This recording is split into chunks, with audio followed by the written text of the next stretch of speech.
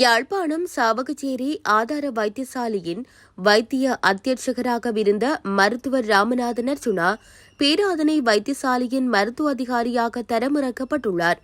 அண்மை நாட்களாக சாவகச்சேரி ஆதார வைத்தியசாலையின் வைத்திய அத்தியட்சகராக இருந்து மருத்துவர்களது குறைபாடுகள் தொடர்பாகவும் நிர்வாக சீர்கேடுகள் தொடர்பாகவும் பல்வேறு தகவல்களை அர்ஜுனா வெளிக்கொணர்ந்திருந்தார். எனினும் குறித்த விடயங்கள் தொடர்பில் எந்தவித விசாரணைகளும் மேற்கொள்ளப்படாத நிலையில் இந்நியமனம் வழங்கப்பட்டுள்ளது. சாவகச்சேரி ஆதார வைத்தியசாலைக்கு அத்தியட்சகராக ராமநாதன் அர்ஜுனா நியமிக்கப்பட்டிருந்த நிலையில் பல்வேறு சேவைகளை இலகுபடுத்தியும் வசதிகளை ஏற்படுத்தியும் கொடுத்திருந்தார்.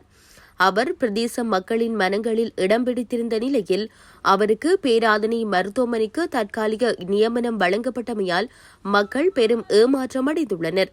இது தொடர்பில் தனது முகநூலில் பதிவிட்டுள்ள மருத்துவர் ராமநாதன் அர்ஜுனா, சுகாதார அமைச்சு தனது மருத்துவ நிர்வாகத்தை பறித்து பேராதனை போதனா வைத்தியசாலைக்கு வைத்திய அதிகாரியாக தரமிறக்கியுள்ளது.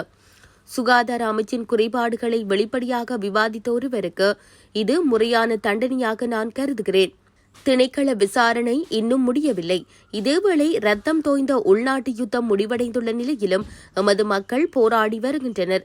சர்வதேச மட்ட அமைப்பின் மனித உரிமை மீறல் விசாரணைக்கு தேவையான அதே கடிதத்தில் கலாநிதி லால் பனாபிட்டிய கையொப்பமிட்டுள்ளார்.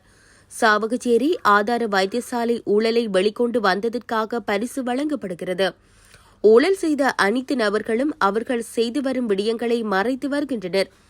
ஆனால் உண்மையை உரக்க பேசுபவர்கள் தண்டிக்கப்படுகிறார்கள் என்று பதிவிட்டுள்ளார்.